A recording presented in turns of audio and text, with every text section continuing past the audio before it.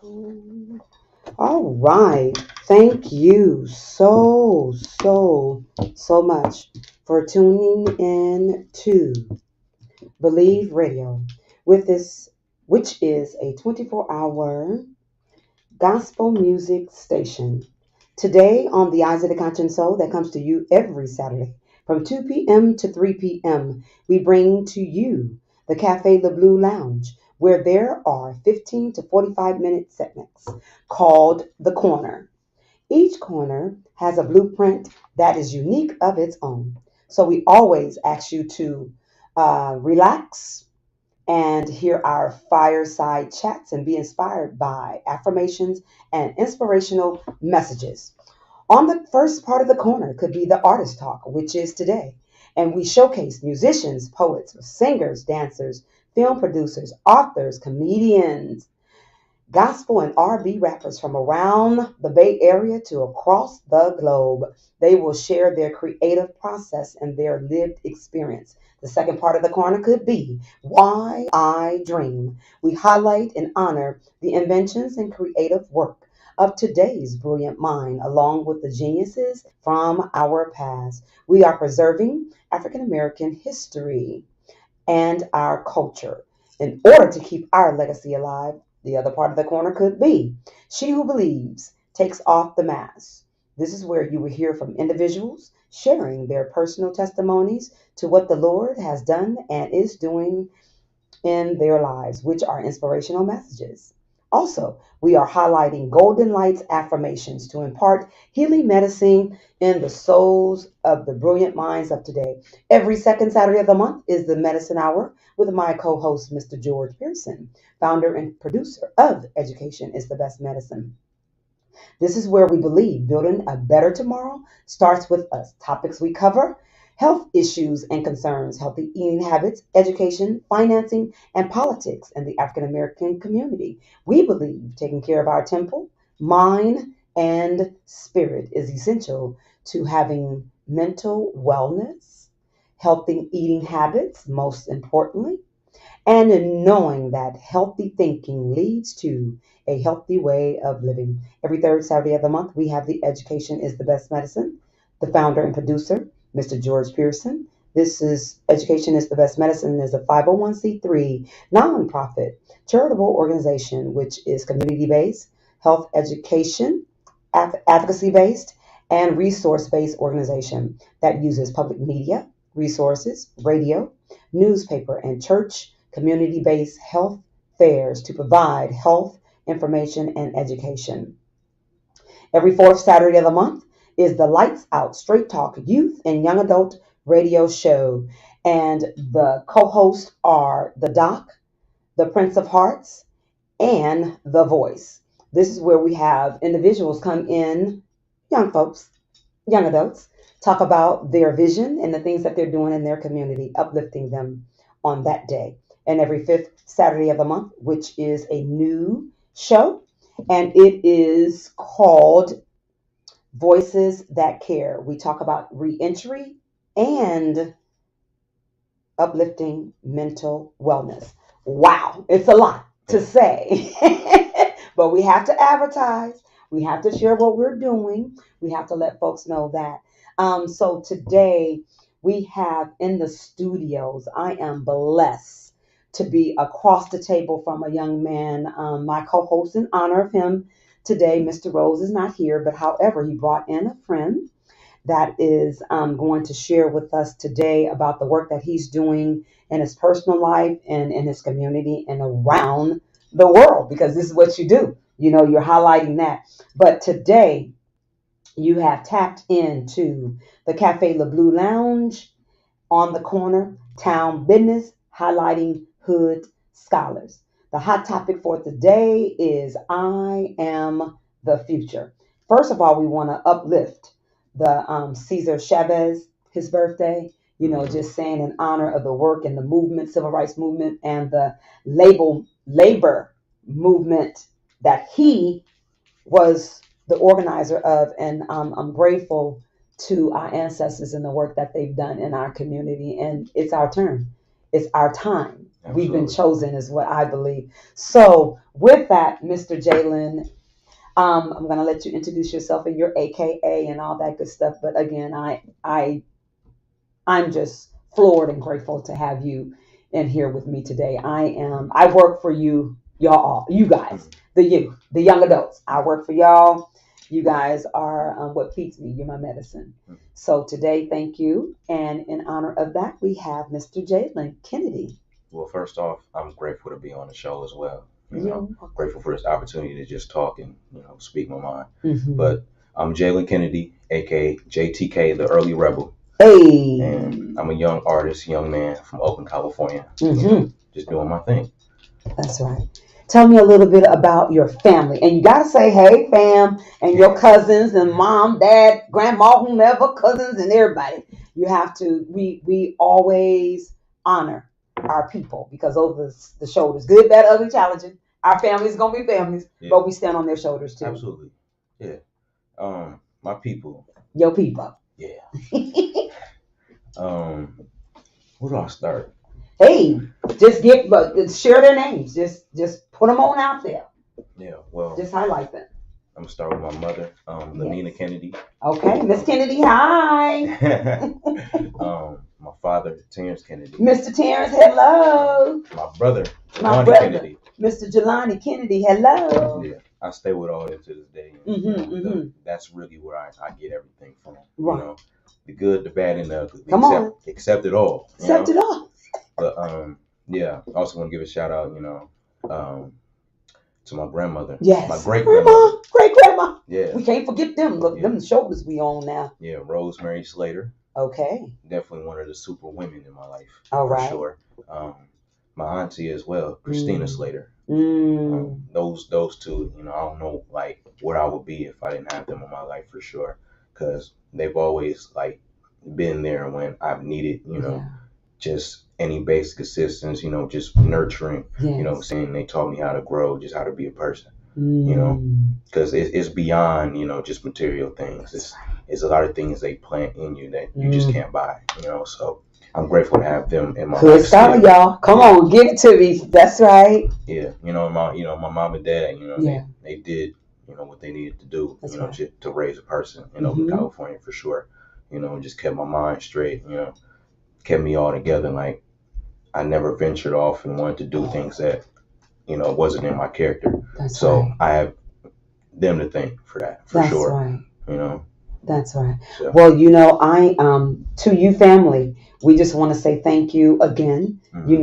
Nephew, son, grandson, and nephew and cousin and all that kind of stuff. It's important for us to make sure we keep our legacy alive, and that's keeping our family name going. And you said something huge, and you was talking about it wasn't in your character. On that note, a lot of us, and I'm talking about adults too, are doing things that's not in our character. Growing up, I know what was some of the tools that family gave to you to stay, loving on you of who you were and how and what they raised you to be. How was that? What kind of tools can you share with another family member that's out there raising kids, or just them themselves? What would you say? What helped you? I think the biggest thing that we have to take into account is being mindful of what you say to the people you raise, because to me that's really where it starts, because even from like people in my own family, I can attest that just your environment is important, but also people supporting you is important. That's right. And some people they don't receive the words of affirmation that they need, along with the resources. Because even without the resources, as long as you have somebody that believes in you and breathes life into you, you're able to overcome any adversity or any hurdle that you're going through. So I think the most important part is to, make sure you're very mindful of what words you use and how you raise your kids, because I'm very passionate on just paying attention to how I can be the best person I can be, but also knowing that I want to be a parent one day. So I want to know. Speak, young man. Yeah, Go ahead, speak. Go ahead. I want to know, like, as long, along with the resources and making sure I'm stable enough to even have children in the first place, to just know that words mean, what I'm saying, the world to kids. That's right. Words are alive. Yeah. Words are alive, and that is so. We are here on Believe Radio. To be able to, like you just said, to inspire the kids. Yeah. To get, it says, "I am the future." Mm-hmm. They are your future. Exactly. When they're growing up, and like you said, the words that you install in them, and that's shaping the character. That's shaping everything. And sometimes, of course, they're going to go through different difficulties in the society and in this world and in school and around with friends, but planting that seed, giving them that foundation of you are somebody, and I'm going to feed you the things that, because we're trees, the trees, they're plants. Right. Go ahead. Right. Because it's like you're saying, you just got to know that you're great. Even before somebody else's opinion. Come on now. Everything is subjective, right? Yes. But you have to know deep down inside that you're great, regardless of what you've accomplished, because that's the fuel that keeps you going. That's right. Motivation, it comes and goes, but you know what your purpose is. You know what your goal is. And that's what keeps you going. Because it's going to be days where you wake up and you don't really feel it. You don't really feel like yourself. You don't really feel as confident as you want to be. But at the back in your mind, you know exactly where you want to go, exactly where you want to be. So it starts at home. You speak those words into your kids. You make sure they know who they are, know where they come from, know who they're around, make sure the company they keep, is solid and A1, and that's what keeps you going. Wow, you have shared some wisdom. You're old soul. You're old soul. You are, and sure. I am grateful. I thank you, Mr. Rose. He's with the family and having a family reunion, but to have young scholars like you all are just it just does my life. Life is worth living. Being around you all, it gives me what I need, as I said before, and I will continue to say that because it's the truth. And everybody that know me, to me, I always share with people, good, bad, ugly, your story counts, and don't let nobody count it out because you only got one. You got story on this side. So, and when you are not here anymore, what continues to go on, what you're going to take to your grave is your story, your character, integrity, all of that. You're not going to carry anything else. You can't put the car in there, can't put the house in there, you can't put any of those different things, your degrees, none of that in there. It's about who you are and how you treat people. And we take it for granted. We really do. We take life for granted in a way that we're searching and trying to get all these things, which is good. Don't get me wrong. We need them. And it would be beautiful and lovely to have. But however, it is how you treat people. It is really. So with that note, I know that you are you got your degree and you are an actor and all of that good stuff. So share from elementary, high school on up to college, share about your story. Give us a little insight to how you got to where you are. Well, I wouldn't say acting per se, just more of an artist. Like artists, artists is actors to me, because you're acting in a way, in an artistic way. So to me, go ahead. Yeah, I get you. But you say, like, how did I start, like, doing all that, like, from early age? What inspired you when you was a child that you can probably look back on and say, oh, you can make that bridge, sharing that bridge? Only the reason why I'm asking this too is because I want parents to also know and people to know, you said it earlier, finding your purpose early is so important, and it keeps you focused and intentional. Sometimes we got all kinds of different things that we're going to do, but I'm going to use myself an example. So growing up with my dad, just what you said, encouraging, always. Our family, Wendy's Cheesecake Bakery in San Francisco, parents come from entrepreneurship, had our business in the Bayview for over 50 years. Still own the property and all that kind of good stuff. But however, my parents installed in us, especially my dad, that you treat people, and my mother, the way you want to be treated. And you make sure that you yourself, what are you going to do into your community that's going to advance your community, or how are you going to be, what are you going to do to shed that light in your actual community? So my voice, at the time, my dad would have me sing. And then as I was getting older, I was always in the book of Psalms, spoken word artist today. So I can like go back and say, oh, this is what these things make. And it's like, oh, okay. So now it's clear to me that a part of my journey and a part of my purpose, even though I didn't know back then, was they were going to use my voice to the ancestors. I'm talking about the ancestors was going to use my voice to do this work. But go ahead. I would say from early age, just having music. Music, I love music. Like, especially my pops, he pretty much is the reason like why I have the taste that I do. Yes. You know, from an early age, I listened to all types of, you know, R&B, neo soul, you know, hip hop, and that's what it was. Like, I didn't really come up listening, you know, to like a lot of quote unquote kid music. Yeah. You know, even though I did like some of that stuff, right? But that wasn't what I came up on. I came up on like Nas and stuff, you know, A. Marie and stuff like that. So it's like from that point on, I think that's when my brain picked up. I kind of like this, you know. And from as early as I can remember, like I've been just rapping and freestyling to myself, like. My brother would be playing video games, and if it's a video game instrumental on, I would just sit and just put words together. I didn't really know what I was doing. Right. But I would say our so-called was imitating the people that I hear in my household. You know, I like to say rap feels innate for me though. Like it felt like it was something that was destined to be. Because especially come on, rebel.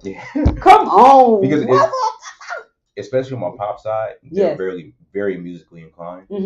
So just coming from a generation of, you know, my grandmother grew up in the church. You know what I'm saying? Pops, they all grew up in the church and stuff like that. Sang in the choir, playing instruments. You know, my uncle's a producer. You know, my other uncles used to be involved with A&R work and stuff like that, promoting CDs. So it's like I knew for some reason like I was destined to pick up music some kind of way.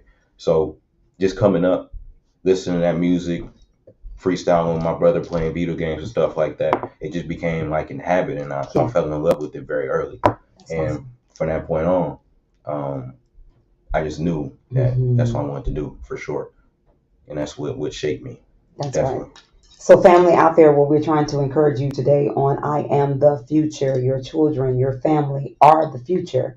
You have a legacy to leave, and we are here trying to leave our legacy. Absolutely. And share our stories. And that's what's important for me, to make sure that you guys come in and tell your story. You know, it's about you. It's not about me. It's just about whatever God gives me to be able to highlight, to move forward someone else. That's my responsibility. I think that's what my ancestors chose me to do. And, but now, okay, that's elementary, growing up, middle school. Now, what about high school? What was your, how were you in high school? What type of things were you attracted to in high school? I'm quite sure it was still with music. yeah. But we backtrack a little bit. Oh, go ahead, child. Tell your story, child. Go ahead. Because, you know, like I said, coming up freestyling, doing stuff like that. But in elementary school, I also picked up instruments as well. So I first started playing the trumpet. But I wasn't good at the trumpet. Okay. You know, I couldn't really figure out how to, you know, change notes because, you know, with your lips, stuff like that. So my music teacher was like, you know, I know something you can play. Clarinet. Brought it to me. Perfect. It was great. Yeah. So I started playing clarinet in like the third grade, and then third grade to maybe seventh grade. That's when, you know, I really that's when I played it.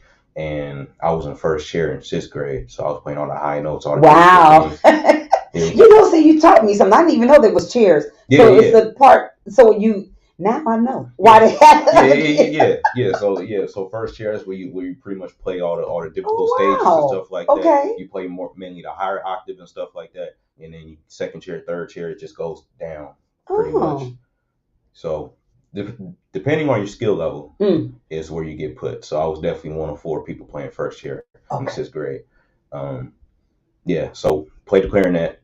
Was going to graduate the saxophone, but kind of fell off and didn't really play instruments like that anymore. And I pretty much like moved towards rap predominantly.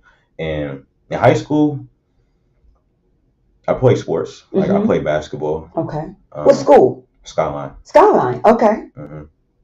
So I played basketball. I played for Skyline my freshman year and sophomore year.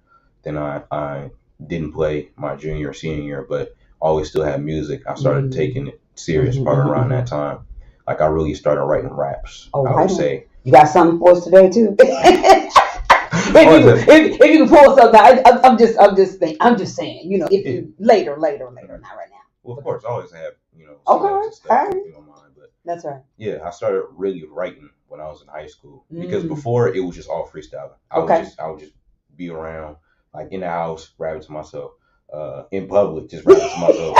You know, I kind of seem like a madman. Like, what's up with this young kid? He just out here just rapping, like, yo, you know, so what's going on? Right. But it became like a source of entertainment for a lot of people. Like, a lot of people like, you know what, let's make a beat, boom, boom, start rapping. You know what I'm saying? Get into it. Right. So I'll get in the character and I'll start rapping. But I was freestyling. I couldn't figure out how to translate that to a page. Oh, okay. And I don't know what it was. Maybe it was just the repetition, just trying to, master that. I finally was like, all right, I wrote something I liked. And around probably 16 years old is when I recorded myself on my phone. Oh, okay. It was a little. That's right. Little ghetto setup, but it was something. You did it. Yeah, I did it. I recorded myself on my phone, and I showed it to my parents. And I remember walking out the room just completely nervous because I didn't know how they were going to take it. Yeah. Because they always know me, you know what I'm saying? Like, all right, he does this, but I don't know if he's serious or not. Right. So I went outside, dribbled my basketball. Like, I don't know what they're going to say, just trying to act like I'm not really fazed, but deep down I'm really fazed. But I walked back in the house and it was like, son, you have something here. Oh. So after that, just was working on trying to get better. And I had a friend that her sister, she went to SA Expression College. Okay. And her partner. And now what is that? Where is that located? It's now defunct, but it was in Emeryville. Okay. So we won't get into that. Okay, go ahead on. Well, that's what I'm talking about. But yeah, long story short, her partner was an engineer that worked there, and that's when I recorded my first rap, like with professional equipment. Was at that school. So yeah. Right on. And then now, from high school now to college, how did you transition on over? Or that's the school. The school you went to was the music. Yeah. School. Yeah, but it wasn't as linear. As me going directly there. Got you. But it was like some small world and then connectivity and then destiny, fate, got you, et cetera, et cetera. So after high school, what happened? After high school, went to Merritt for like a semester. I was studying African American studies and stuff like that. There we go. All right. Thank you. You're welcome, babe. Yeah, I was an Afram. That was my major at the time. Woo! Afram. I went to I got at Laney. Okay. Afram was one of my. Oh yes, I had a lot of African American studies classes that I've taken. Go ahead. Yeah, for sure. Because I was always told I'm going to pursue a higher education. Okay. It's just I didn't know exactly how I was going to go about it. Right. So I was at Merritt pretty much at ground zero. Like, all right, I'm gonna just go here, maybe transfer to a university, figure it out, and stuff like that. You know what I'm saying? Maybe just getting more in touch with the conscious side and the roots of our people. Yeah. But spent a semester at Merritt, and then I got a call from SA Expression saying, "Do you want to take a tour?" At first, I was like, I don't know, because I didn't really see my route. You know what I'm saying? It wasn't as traditional. So I was like, I don't know. But then my mom was like, you know what? You might as well just see what it's like. Give it a shot. So maybe a couple weeks after that, scheduled a tour. Just walked around the school, seen all the studios, seen all the classrooms. And my mom was in love with it. I bet you. I would have been in there going crazy too. Yeah, she said, listen, son, this is your home. Oh. She said, I can see you doing this. This is where you need to be. But Yes. you know, but see, me, I was still like, I don't know, Mom. Like, I don't know if this is really the route I want to go down, because I didn't really know what the program was going to be like 100%. Right. You know, because I was more interested in being an artist. While that school, yes, artistry and creativity is at the forefront, but at the same time, a lot of it was just engineering. You know, like behind the scenes work and stuff like that. So I didn't know if I want to go down that route. Right. You know? But push comes to shove, I said, you know what? Let me sign up. So that day I signed up and went through the application process. Was the day I changed my life. Yes. So just one thing can change your life. Yeah. You know, be open. Mom knew where you were, but she was like pushing you, son, just be open to this, just check it out, just to see. But just in our lives too, we have to be open to something totally different. Because for myself, God had to, like, some of the things, like, you're gonna be doing. And I'm like, but I think I'm supposed to be doing these. Like, no, you're gonna be doing this. Yeah. And I'm like, once I said, okay, Lord, whatever you say. And then now I'm 50. I'm 58. I'll be 59 June of 2021. And so I'm the founder and the coordinator, we are, of the Oakland's Juneteenth. So that's a part of my birthday party kind of thing. You'll be a part of that too. And but it's go ahead. What were we saying? Well, side note, I just wanted to say, look great for 58. Oh, well, sure. Thank you, sir. For sure, because I assume, around my parents' age, because like they're late 40s and stuff like that. Oh, okay. 58. Well, thank you, sweetheart. Thank you. Y'all heard it. No, okay. See, that's why I'm so young, because I'll be around the young people. Go ahead. Yeah, what you saying? No. So again, let me just backtrack. I was saying to our audience and to our community and to our families and folks, just as we said, believe and inspire people. We it's so much in this world that we're going through, our mental. That's why I'm wearing this. I work for NAMI as the African American Uplift Program Coordinator. So it's about our mental. It's not just only you having mental illness, but it's about, there's things that we're going through in this world that affects our mental, our spirit. And we're trying to impart and share the light of somebody else's life. And along with that, how do we motivate people? And this is what this is a part of. Your story is going to inspire, encourage, or motivate somebody else. That's why I tell people your story counts. Good, bad, ugly, challenging, wherever the case may be.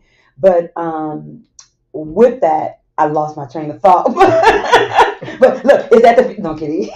I ain't gonna blame it on age. No, I'm kidding.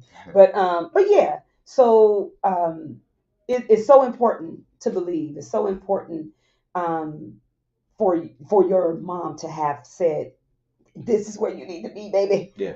Just trust me on this. And then you just walking baby steps into seeing now. It's like, whoa, that was something that changed my life. So inspiring people to change their lives. That's all I'm trying to do, is uplift and motivate people to do something different and find your purpose. When you find your purpose, this is what I've learned about that. It flows.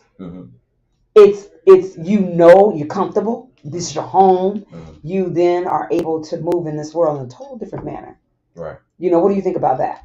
I think that's very factual, because I maybe it's not the best thought process, but sometimes I do think, what if I didn't understand my purpose? I feel like I maybe would have faltered to more extreme ways of coping, rather than just feeling how I'm feeling, but then recalibrating, recentering to you know what you need to do. Because even at this point in my life, I know I'm not close to where I need to be. Well, you by yourself, but go ahead. yeah, of course. I'm still very young, but still conscious. Like, you got to start, planting the seeds. That's right. So I'm not close to where I need to be, but I understand like where to go. And imagine if I didn't have that, maybe things would be totally different. I probably wouldn't be having this conversation with you. You know what I'm saying? Yeah. So that's why purpose is definitely so important. It's just making sure you know who you're doing it for and why you're doing it. And you know, you were speaking a little earlier with Mr. Curtis about your T-shirt, and share about the T-shirt and what does it say, and your one of your artists that you love. But Hey. this Kendrick Lamar merch. Okay. Shout out to him. He performed at the Oakland Arena. Okay. Sometime last year in the fall, Mm-hmm. and he pointed out, he's like, "Are you happy for me?" And he was like, with a That's question good. mark. He was like, "What's that?"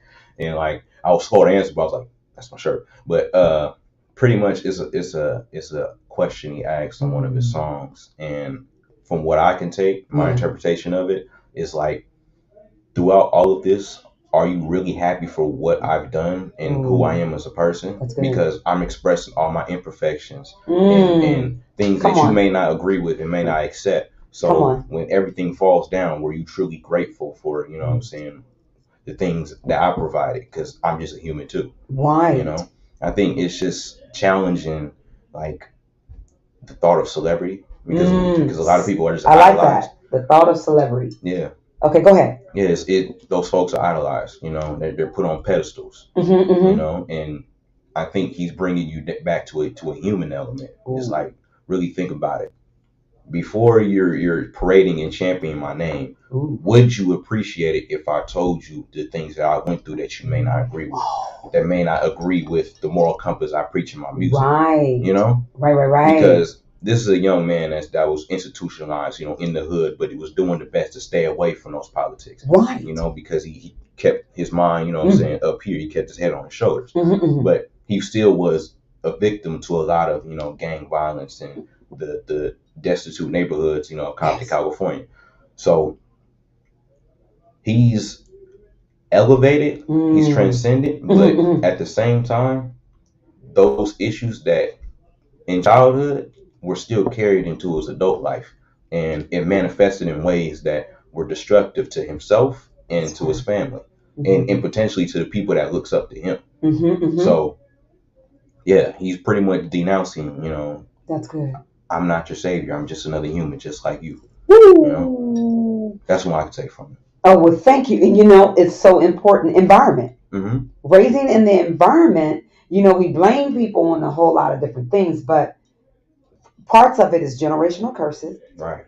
All the way down, you know, from our slavery to now. We deal with that. Yeah. And the environment. It is so crucial. So important. You know, about our environment, and we talk about society. It's by design what's happening, you know.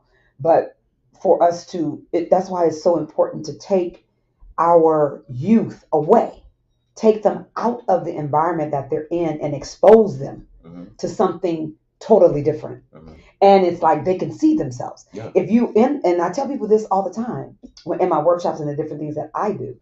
It's like if you put a box there and the person is inside and they never went outside of that box, that's there. They can't think of, that's all they know. Yeah. But when you take them out of the box and expose them to different things, that's why it's so important to have art in school. That's why it's so important to have all these different things in school that to help counteract that environment go ahead, sweetheart, that the folks is in. What I was going to add to it, you know, having arts in school, you know, just opportunity to be creative, trades, you know, just learning how to do labor, you know, and stuff like that, like, you know, construction, electrical work, you know, anything you could think of, you know what I'm saying, just being handy. Like, that's so important in schools because it teaches them another outlet.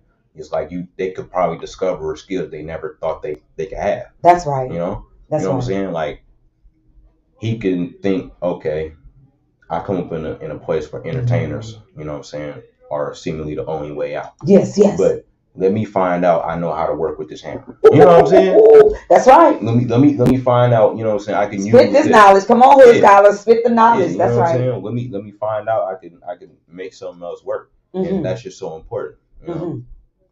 Wow. On that note, we thank you for tuning into Believe Radio, which is a 24-hour inspirational gospel music station, and we bring to you different types of broadcasting. The Eyes of the Conscious Soul brings to you for the broadcasting is every first Saturday of the month. We have the Cafe Le Blue Lounge, which on there it could be the Artist Talk, Why I Dream, She Who Believes Takes Off the Mask, and then every second Saturday of the month we have the Medicine Hour, where we highlight and showcase and share information around the African American community, and that's the health issues, the education, financing, and politics. And then we also have the every third Saturday of the month is Education is the Best Medicine, where Mr. George Pearson always talks about educating yourself. That's the best medicine for you, especially when it comes to, he's a health provider. So when it comes to health providing, is to make sure when you're walking in that space with a doctor or whoever you're seeing, educate yourself on what's happening with you. Excuse me, and then own it, and don't let nobody just tell you, oh, maybe no. You know what's happening to you. Don't let nobody try to gear you in a different direction. So he says, educate yourself on what's happening to you personally. And then every fourth Saturday of the month, we have the Lights Out Straight Talk Youth and Young Adult Radio Show, and that is with my co-host, the Doc, the Voice, and the Prince of Hearts. And then we have the fifth Saturday of the month is the Voices That Care, and we talk about reentry and mental health awareness. As we are speaking and encouraging our community, I definitely want you to definitely tune into NAMI Contra Costa. The reason why I'm wearing this green and black ribbon is that for mental health awareness. So the green is for the mental health, and then the black is for justice. So we want to make sure that we continue to uplift that. And on that note, the African American Uplift Program is one of the programs that we have at NAMI Contra Costa. You can pull up their website, and it is www.namicontracosta.org. And you can also catch it on the warm line, and it's 925-465-3864. And we have different support groups that will help you with your family members or just you going through life. The difficulties of life. It's just not, as I said before, having someone with a mental illness, but the rain and all this different things that's happening in the world today. No fault to the rain, because the rain is doing, the Lord is allowing what happens in the rain is the rain. Yeah. The elements of the world, there's nothing we can do about that.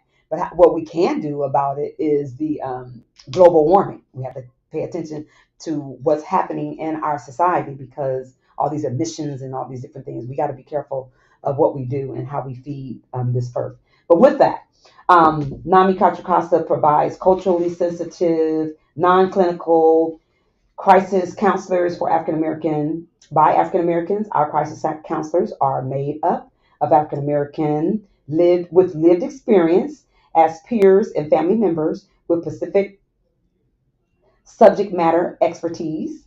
We provide resources, information, and support to help people find their way during these difficult times of the pandemic and social unrest, and what's all these different things that happen in the world. So we just asking you, please tap into the NAMI Contra Costa, and we have resources for you. And again, we're taking away this taboo of getting speaking with a therapist and all these different things. If you need to speak, it's crazy. Speaking to a therapist, your friend is a therapist too. So what's wrong with going to somebody that's been trained? Yeah. But make sure they're culturally sensitive to who you are. But it's crazy. There's different ways that we. And on that note, what do you do for self-care? What do you do for self-care, and what can we inspire other people to do for their self-care? I had another. Rose had another. Eat Easy. He was in here. Eat Easy, and he was talking about just going to get him a haircut. He said, just going to get a haircut makes me feel good. I'm like, that is mental wellness. Yeah, so what do you do for, or what can you inspire people to do for your wellness? I mean, it's pretty cliche, but it ain't cliche. Ain't nothing cliche when it's for you. Yeah, you're right. What I found, especially during the pandemic, back in 2020, was spending time alone with music. Ooh, I'm a music lover too. Because we like to experience things with other people and go outside and be a part of a community. It's a very human thing to feel. That's right. But if you really want to understand a lot about yourself, spend time with yourself and really, sit and think about things. Because back in 2020, going to the school, I would just be there like all day. Yeah. And it wasn't a lot of people because, like I said, the pandemic was going on, and not a lot of folks. You have a radio voice too. I'm like, this little young man gonna have to be up in here. Go ahead. Yeah. I appreciate that because I've heard that a lot. Okay. So it's like maybe I should. You gonna be in here. You gonna be in this. You gonna be with Rose and I. So you can be a part of. You can be the other part of our co-host. You can co-host with us. Go ahead. For sure. But yeah, I've spent a lot of time by myself just because the school is a ghost town. There wasn't a lot of people there, and I will be there just making music, going to class. Being in the studio just by myself. That's right. And a lot of that it was very therapeutic because it pushed me to do things I didn't do before. Like I learned. Say that again. Like it pushed me to do things I didn't do before, and I think that's probably the biggest thing I'm trying to like work on in my life. Right. Just getting out of that comfort zone, and in a lot of places to obtain things that I need. That's right. So, I learned how to engineer, myself, during that time. Like at first, it was just such an intimidating thing to do, because I would go and get the gear and set it up and like, I don't know if I can do this. Right. But the more time I spent with myself just to sit you gotta watch yourself. Yeah. The more time I spent with myself to sit and just execute, it was like, yeah, this is good. And I ended up with 2 projects worth of material because of that. And I was able to build just the foundation. Yes. So yeah, for sure. Self-care is, spending time with yourself and making music. That's like the biggest thing for me. And writing. And writing. Yeah, writing for sure. Because especially when I have that stream of consciousness, it just feels so great to be able to just get that off my mind. Yes. Especially after you've experienced a slump of writer's block. It's like, man, what's going on? I know. I had that too. Yeah, it's like, am I still here? Am I still here? Like, this is what I really do. This my expertise. Right. But once you get that verse down or you get those words together, you remind yourself, okay, this is where you're at. This is what you need to do. So for sure, that's and it's great. I'm so grateful that we just talked about the school. So homies empowerment. We now have our school, the Freedom School. Whoop whoop, the Freedom School. We want you all. If you have young folks, please tap into homiesempowerment.org. Go on there, and the Freedom School it's independent, it's tuition free, it's private education, culturally rooted, traveling. We will be having expeditions for learning, going to Merritt College, going to Chabot, social justice, career path. So please, it's Mondays and Wednesdays. There's a lot of different things that they even have. They have a membership to Planet Fitness. We talk about self care. Get ourselves on.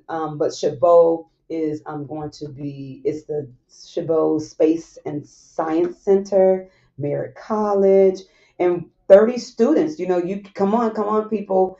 Time is moving fast. We should be open. Go on our website, homiesempowerment.org, to get more information. But you can also go to www.homieshighschool.org. And I'll say that again, homieshighschool.org. And check it out. The telephone number you can also call is 510-776-3740. And the school is going to be at 9006 MacArthur Boulevard in Oakland, California. So we are excited about the Freedom School. I'm so excited for, we talked about planting seeds, and this was into fruition. That's so dope. It's so dope. It's so dope. And that's another thing I'm just like, Cesar and I'm so grateful as him being my brother. We brothers and sisters, brothers from another father and mother, but family and community, and just bringing you in and being a part of the vision. And now this was years ago. Now I can see it come to fruition. I'm here and I'm a part. It's just so dope. And like you said, being alone. The Freedom School is a part of you being able to internalize who you are as an individual and get your freedom. Learn different things and different I lost train of thought. Different classes and different things like that, but most importantly, having the freedom to learn about who you are. That way, you can walk into your purpose.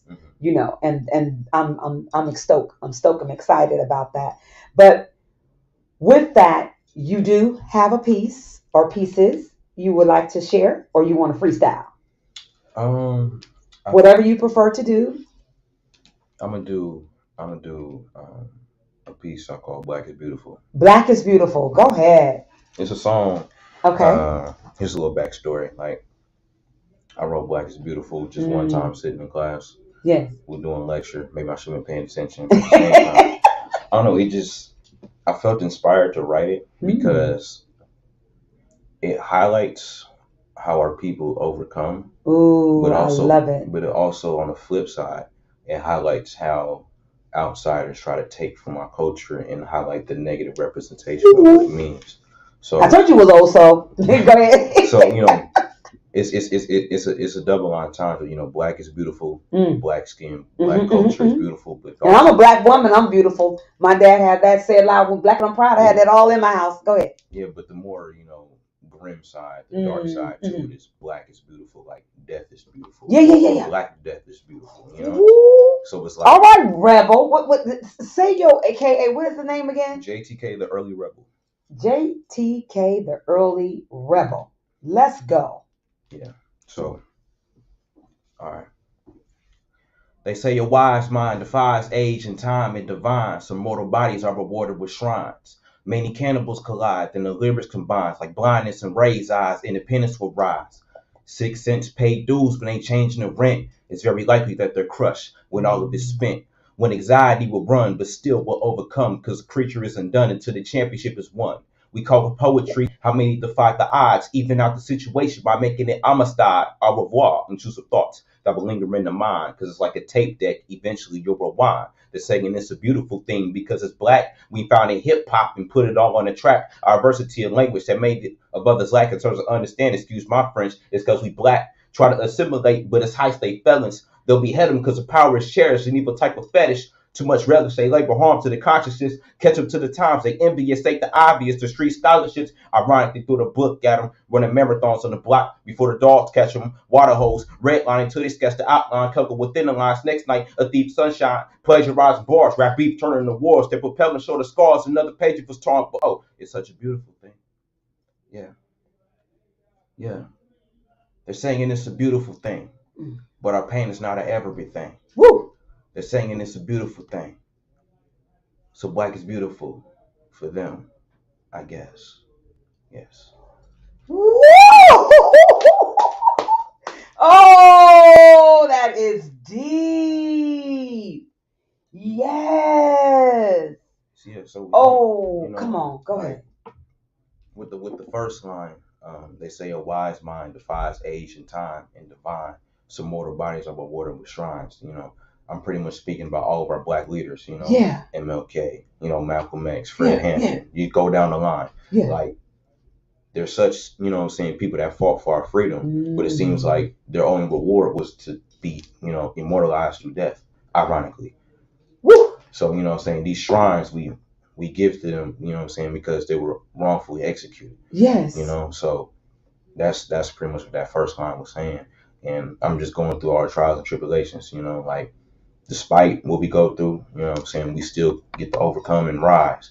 But at the same time, the only thing that gets highlighted, rap beefs and, quote unquote, people terrorizing the streets, running from the dogs, talking about running from police, stuff like that, running marathons on the block, whether that's, through drugs, through violence and stuff like that, until they, get caught, and stuff like that. And in our culture, that's what seems to be highlighted. That seems to be our culture. And it's like, nah. No. That's just, the harsh reality that a lot of people go through. Yes. You know, and that's not who we are inherently as people. And that's why I say, you know what I'm saying, black is beautiful for them. You know what I'm saying? We know who they are. Yes. You know what I'm saying? But also say, I guess, because it's like, I don't necessarily agree with that notion. You know what I'm saying? Black is beautiful because black is beautiful. Not That's because, right. because of your interpretation of what that means. Come on. It's only for us to define that. So, yeah. Oh, that was so deep. Oh my God, I'm over here like you need to record that. That's an anthem song for me. Yeah, that song's out. You can find it on. Tell them how to find. Tell them how to find you. Tell them how to go find everything. Please. So everything, JTK the Early Rebel. On all JTK the Early Rebel. On all streaming platforms, you can find my music. Oh, excellent. Yeah, I dropped Black is Beautiful, I think, in January this year. No, December of last year. Okay. So it's fairly new. Yeah. But it's definitely a song I had since 2019. It's just finally just putting it out. It's at the right time. Yeah, for sure. It is at the right time. Oh my God. You have anything else you want to share with us? You got some more? Look, I'm going to have you be doing okay. I got some stuff for you to do. But believe me, you already ready for Juneteenth. For sure. You're going to be, yes. Yeah. Oh my God. You have anything else? I think that's it. That's it for yeah. Hey, go to his social media and you can hear more of this young man's heartfelt, chosen from our ancestors and for me, for the Lord, is when you walking in your purpose, it makes room for itself in that time and season of our where we are in life. That to me, like James Brown, I grew up on James Brown. Like you said, the music, oh Lord. But saying it loud, I'm black and I'm proud. And that was the anthem song for me growing up.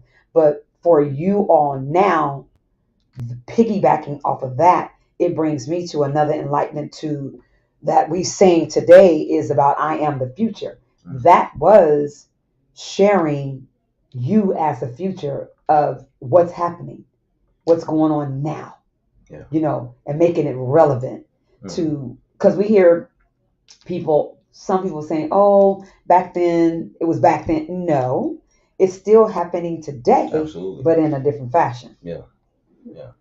Because the way I see it through art is right. Because a lot of times when I approach music in general, it's a lot of it is through introspection, just looking inward and being able to put that on a page. Yes. Which, you know, when it comes to looking inward, you see the experiences that other young black males, you know what I'm saying, face. So that's how I see it.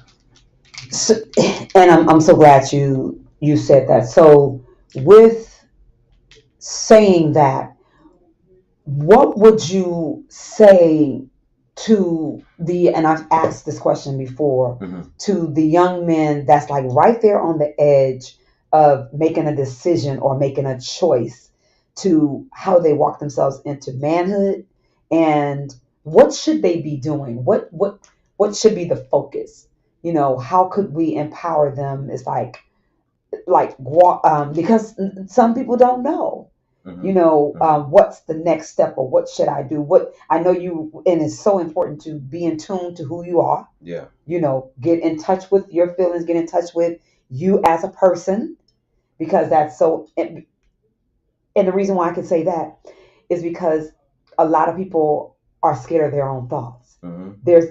Society has trained you not to be in tune with who you are. Absolutely. You know, so being able to do that, they by design, they don't want you to do that. They want you to be like somebody else. And it's like, find your unique purpose, find your unique strength, find you. Yeah. And I think that kind of segues into how I was going to answer that question. Because in certain ways, being stoic is important. Like in certain facets and environments, being stoic is important. But having that be the end all be all to define how masculinity is not the way to go. You have to be in tune with how you really feel deep down inside. Because once you realize that you've never had an outlet, it bursts out into ways you don't want it to be. That's good. You know, it could be seen as anger or aggression, you know, and that's a lot of us are labeled that way. That's right. Very aggressive and savage human beings. And it's like, that's not the case. It's the only problem is you were taught that you had to be hard, you had to be this, you had to be that in order to survive. And it's like, if we walk around with more compassion to our young brothers. Speak, young man. You know what I'm saying? And we show them there's ways that we can express ourselves without, being deemed as weak. Yes. Then we can take things to another level. Ooh. But like I said, from a young age, you're imprinted. You have to be stoic. You have to be hard. You have to be this. You have to be that. And it's like, nah, we can't let these ways. We can't let masculinity be defined strictly by those values because there's no balance in that. That's right. Come, you know what I'm saying? Speak. Come on. Go ahead. Go. Keep. Yeah. Don't pay Miss Howard no mind. No, for sure. Yeah, you have to find the balance. Because for sure, violence isn't always the answer. I don't agree with saying that violence is never the answer per se, especially when it comes to being revolutionary. Some things have to happen in order for other things to happen. Of course. Right. So we just don't want it to be that way. But that's right. There has to be a balance of everything. From that aggression to being soft to from being empathetic. And the other side of that. There has to be a balance. If not, too much of the extreme is what it is. The extreme. You go off on the deep end, whether it's on the great scale or if it's a horrible scale, So that's how I see it. And for the young brothers, strictly it's like, dog, don't let anyone tell you how you're supposed to just move, especially if they don't have any intention for you to be great. Oh, say that again. Don't let anyone tell you how to move and how to operate in this life if they have no intention on teaching you how to be great. It's simple. You know what I'm saying? And you see it every day. Yes. You see it every day, and it's sad. Yeah. But at the same time, it's like, we have to move away from those labels. Like, stereotypes are weak. It's not cool. That's how I see it. Thank you for shedding the light and sharing from your perspective of what needs to happen. And the beauty about us telling the story is that you young men can reach.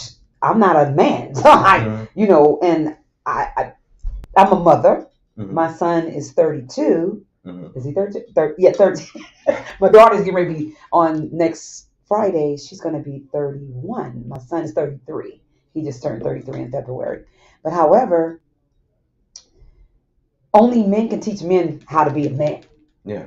We as moms, we can shape and mold and keep all of that and nourish too.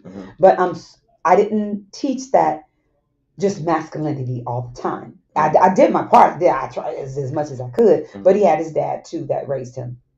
Also. Yeah. But to young men and folks that don't have anybody that's in their life that, like you said, you got to be around. Check your circle. Like you said, if your circle is not empowering you to be great or not hurt somebody or harm somebody and, be great in a way that it doesn't take away from somebody else. Because we could be great without having to kill somebody or without having to take somebody else down or pull somebody down because you thinking that's going to build you up. No, it's not. Unfortunately, society, that's the way it's designed. Yeah. You have to get money, quote unquote, what I'm saying? You have to make sure your family is fed, and some people do that by any means. Yeah. We teach that we have to do that by any means in our community.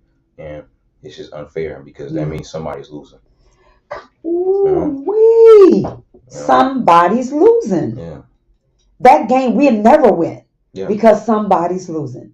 And when you win, they want to take somebody come by and take it away, take your life. It should not be about that. Yeah. And let's listen to our that's heavy. Yeah, it is because it's such a much heavy. It's such a much it's a much more complex. Yes, it is. Than simply just. You can encourage that. Yeah. I want to contradict what we were saying, but you can encourage the best principles and morals, but at the end of the day, if they're still stuck in that environment, it's not much we can do. We just talked about the box earlier. Yeah. Systemically, a lot of things have to change in order for things to improve. Exactly. So I don't want to sit here and not acknowledge that because then that would just be disingenuous. Straight up. And we about talking real talk up in here. So with that, I'm going to let you have the final word, and then tell everybody how they can connect with you again. Once again, you have tuned in to Believe Radio, which is a 24-hour inspirational music station, gospel music station, and you are tuned into the Eyes of the Conscious Soul that brings you different programming every Saturday from 2 p.m. to 3 p.m.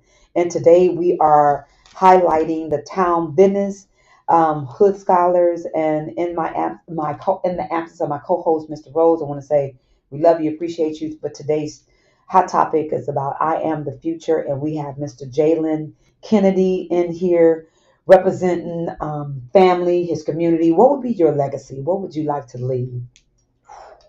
It's a big question. Well, even if it's, you're right. We'll do that. We'll say that on another note. No. Oh no. Oh, you did. Okay. I just gotta think about it. Oh, think about it. Think about it.